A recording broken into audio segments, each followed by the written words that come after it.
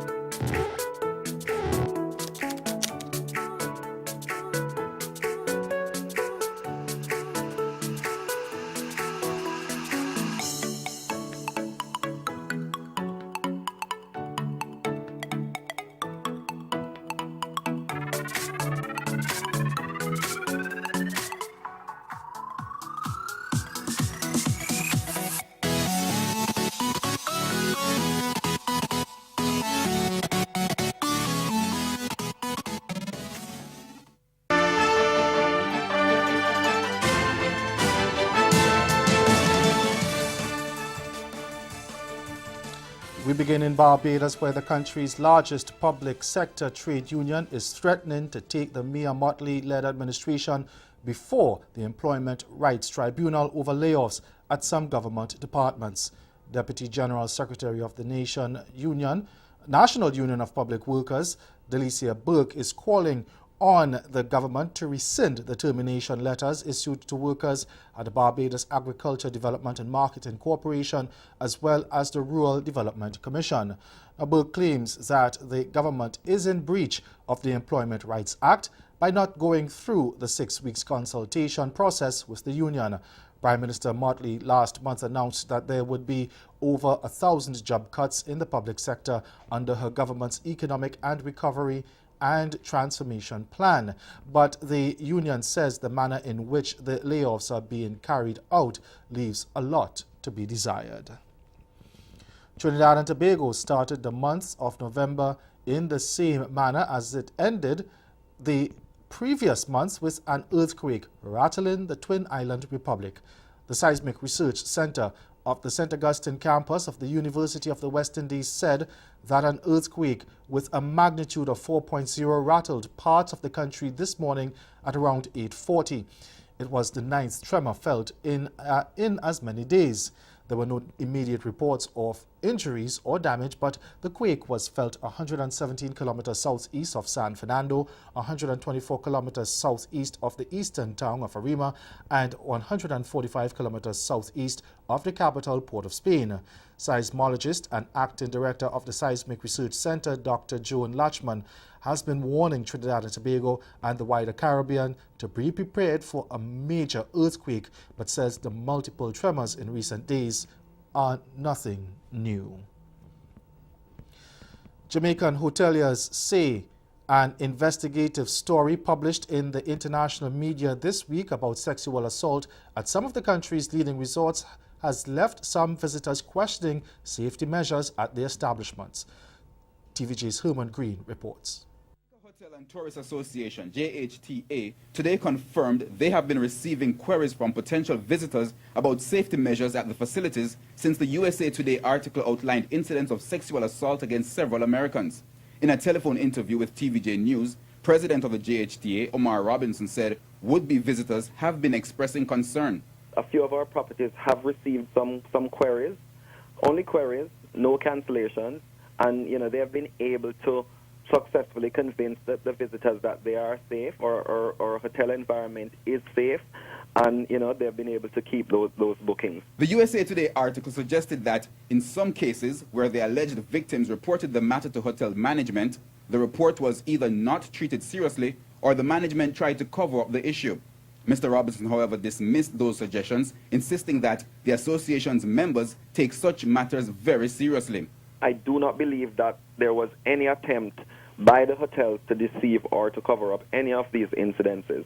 Usually when there is any of the incidents, they work along with the police, they cooperate with the police, with whatever other local authorities and other stakeholders, usually maybe the embassies get involved, who, we always recommend that they should be informed of any such incidences. United States law enforcement officials have charged a Haitian businessman with conspiring to bribe senior officials in the French-speaking country.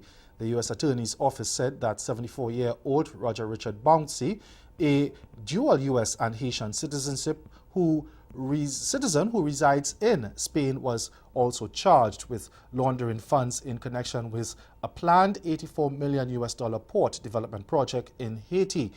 Now, according to the indictment, Bouncy and his co-conspirator, Dr. Joseph Batiste, who was indicted in October last year, solicited bribes from undercover agents in Boston who posed as potential investors in infrastructure projects in Haiti in connection with a proposed project to develop a port in the Mole St. Nicholas area of Haiti. The proposed project involved the construction of a multiple cement factories, a shipping vessel recycling station, an international transshipment station with numerous slips for shipping vessels, a power plant, a petroleum depot, and tourist facilities. Stay with us. Your Midday Sport is next. Tell us a little bit about why this project, why the IDB, why young people? So I've been working with the IDB for a few years, and it actually started up here in the U.S. while I was a student at George Mason University. And I was working with ICS, the Institute of Caribbean Studies, and just kind of through partnering with different young people who were working with the IDB, they picked up on what I was doing and offered me essentially an accolade. Damian Jr. Gwangmali has another feather in his producer's hat, as he will be the executive producer for the next album of the accomplished Third World Band. The stalwart reggae band recently released Loving You Is Easy, their first single from their upcoming album. Every wind that blows, every wave that rolls, with the coming and going of the tides. Everyone that sees is everyone that knows, because my love can't hide.